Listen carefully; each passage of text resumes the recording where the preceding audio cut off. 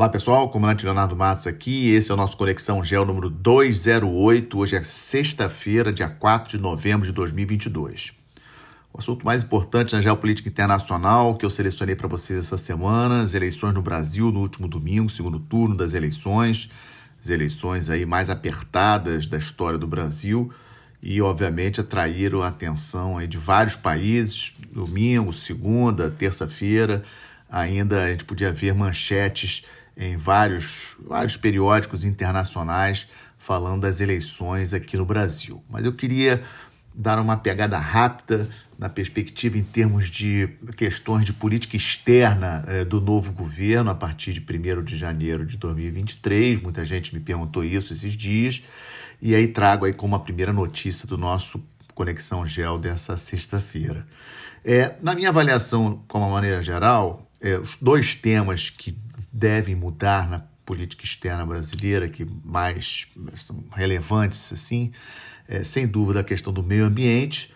O novo governo deve atribuir aí uma grande prioridade a essa questão e há uma expectativa, especialmente de países da Europa e também do governo do presidente Biden, em relação a esse tema, né, de uma nova postura do Brasil em relação às questões do meio ambiente.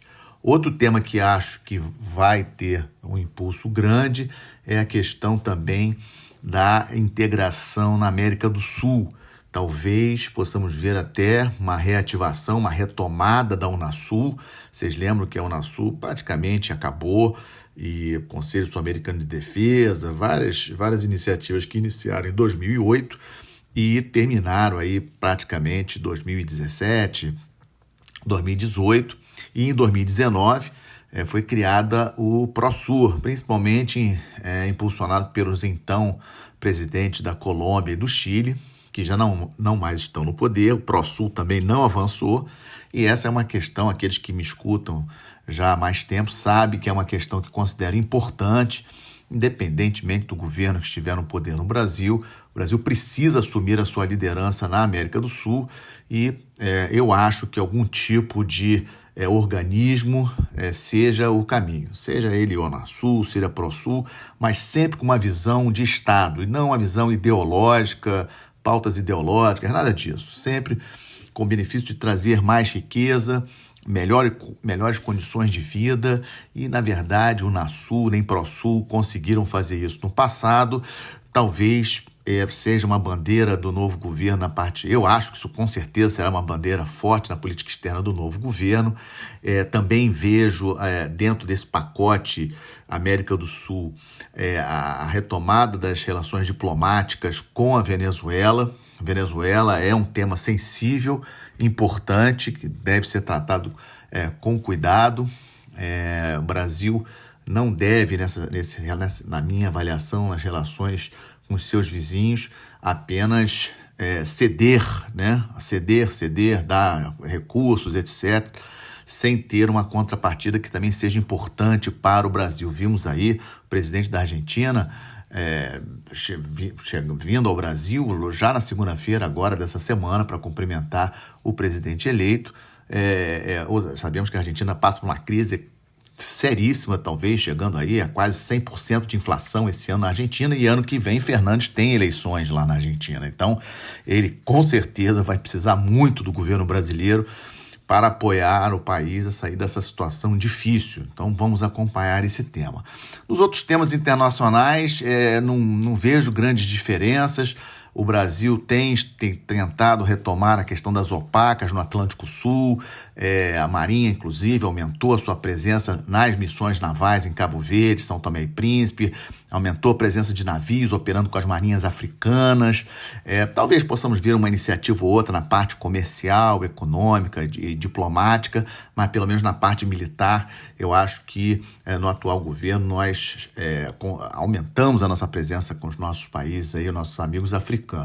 Com relação ao BRICS, é uma questão bastante espinhosa para o próximo governo, porque não podemos esquecer que estamos com um conflito na Ucrânia e hoje atualmente, você se posicionar muito favorável ou muito amigavelmente à Rússia e China é complicado com os Estados Unidos e com os demais países da OTAN. Então, essa relação com os BRICS, eu não vejo que vai ter grandes mudanças, não vai ter grandes incentivos ou aumento de relações com os outros países do BRICS, não. Inclusive, até no atual governo, as nossas relações com a Índia melhoraram muito, inclusive, comércio bilateral com a Índia, que eu tenho defendido bastante, também melhoraram substancialmente em relação ao passado. Então vamos aguardar, essas são as minhas primeiras impressões em relação ao que eu acho que pode vir aí pela frente e sem dúvida foi um tema importante nessa semana, essa mudança, as eleições no Brasil e a mudança a partir de 1º de janeiro de 2023. Em seguida agora, como tenho sempre feito, atualizações em relação à guerra da Ucrânia, do ponto de vista político, ponto importante, a Rússia voltou para o acordo de grãos, né, que ele tinha saído em função aí da questão aí do ataque sábado, quer dizer, saiu e voltou, né, no sábado ocorreram ataques ucranianos contra a base naval de Sebastopol, a principal base naval da Rússia no Mar Negro, que fica na Crimeia, né? Lembrando que a Crimeia passou para a Rússia em 2014, lá fica a sede da esquadra russa no Mar Negro. Quando a União Soviética esfacelou em 1991 e a Ucrânia se tornou independente, a Rússia passou a fazer um leasing, um acordo de leasing com a Ucrânia para continuar usando essa base de Sebastopol.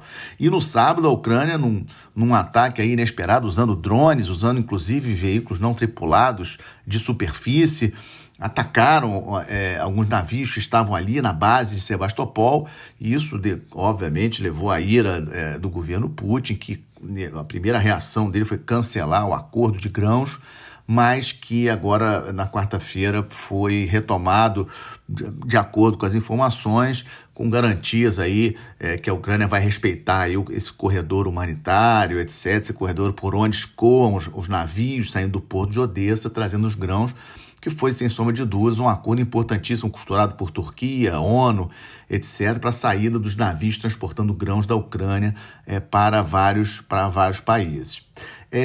Outra questão também muito importante é que a Rússia aperta especialmente a relação com o Reino Unido, porque a Rússia acusou o Reino Unido de ter ajudado diretamente esse ataque no último sábado, e como se não bastasse essa questão do ataque especificamente, ou seja, que o Reino Unido apoiou efetivamente o ataque ucraniano contra Sebastopol no sábado, a Rússia parece que já está com provas, pelo menos foi isso que o porta-voz do Kremlin informou ontem, já está com provas e vai revelar essas provas de que o Reino Unido foi o responsável pela sabotagem aos gasodutos Nord Stream 1 e 2 lá no Mar Báltico.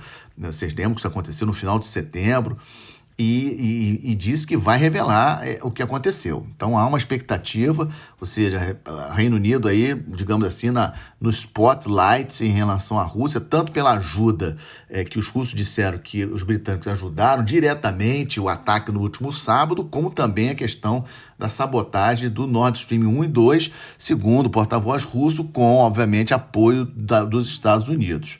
É uma questão importante. No campo militar, especificamente, além desse ataque ocorrido no último sábado, a Rússia prosseguiu com ataques de mísseis a infraestruturas críticas da Ucrânia, especialmente ligadas à parte elétrica, geração de energia, causando, obviamente, problemas de fornecimento de água. Temos visto aí muitos blackouts em várias cidades ucranianas, isso aí continua bastante sério, e é um ponto que nós não temos noção assim, de até onde que a Rússia vai com esses ataques de mísseis. No campo de guerra, ações terrestres efetivamente, a Ucrânia segue avançando lentamente, né, e o seu principal objetivo militar segue sendo retomar Kherson, aquela província ali no sul que foi tomada pela Rússia logo no início do conflito. Na parte econômica, chama a atenção dois eventos. Primeiro, a informação aí, a confirmação da inflação na zona do euro subindo para 10,7% em outubro, 10,7% anual. A inflação na zona do euro, são 19 países que têm o euro como moeda. E um outro dado interessante com essa questão dos efeitos, né, dos impactos da economia na economia global, especialmente na economia europeia. O Olaf Scholz, o chanceler da Alemanha, visita hoje Pequim, uma visita que está sendo muito criticada por outros países. Será o primeiro chefe de Estado de países do Ocidente a visitar a China desde o início da pandemia. Obviamente, isso é uma grande vitória para o Xi Jinping ter o Olaf Scholz. Vamos lembrar que a Alemanha é a quarta maior economia do planeta, a maior economia da Europa.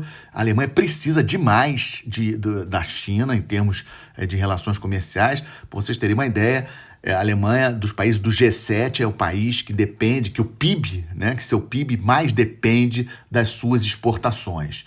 Então, a Alemanha precisa vender e, obviamente, a China é um excelente mercado para os produtos alemãos.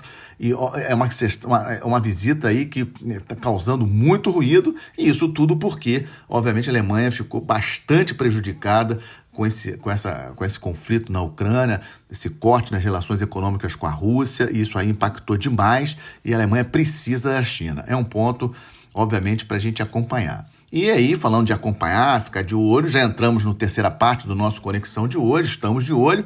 Vamos ver aí quais serão as primeiras medidas do Benjamin Netanyahu, que ganhou as eleições, o líder do Likud, um partido importante em Israel, volta, o primeiro-ministro que mais tempo ficou, vai voltar a assumir o governo de Israel, e sabemos que o Benjamin Netanyahu não gosta nada do Irã, tem sérios problemas com Hezbollah, tem uma postura muito mais agressiva, digamos assim, com relação ao entorno, e vamos ver como é que o Benjamin Netanyahu consegue negociar aí com a Arábia Saudita, com os outros países sunitas ali da Península Arábica, que ainda não retomaram relações diplomáticas com Israel. Essa aí é uma novidade da semana. Vamos ver quais são os desdobramentos desse novo governo em Israel.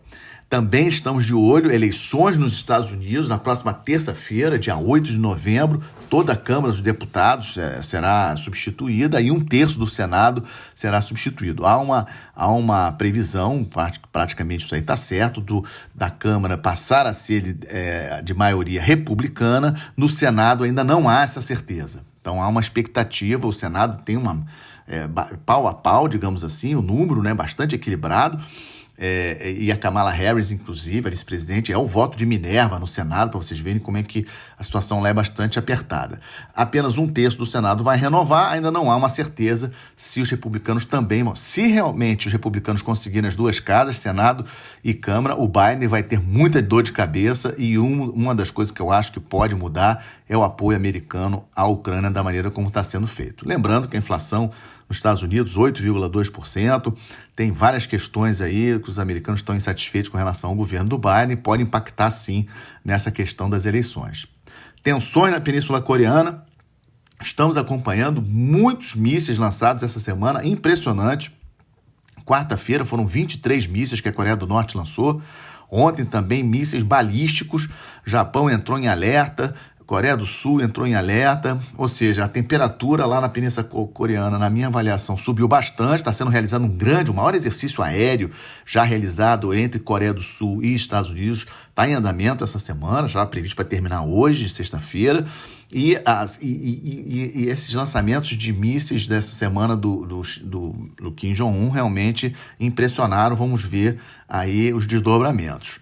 E também estamos de olho no início da COP27, e é um momento interessante para acontecer essa COP27, no meio da guerra na Ucrânia, e a gente vendo aí carvão sendo usado para energia, a Alemanha segurando as usinas nucleares e mudando a União Europeia, mudando o conceito, chamando de usinas nucleares como energia limpa.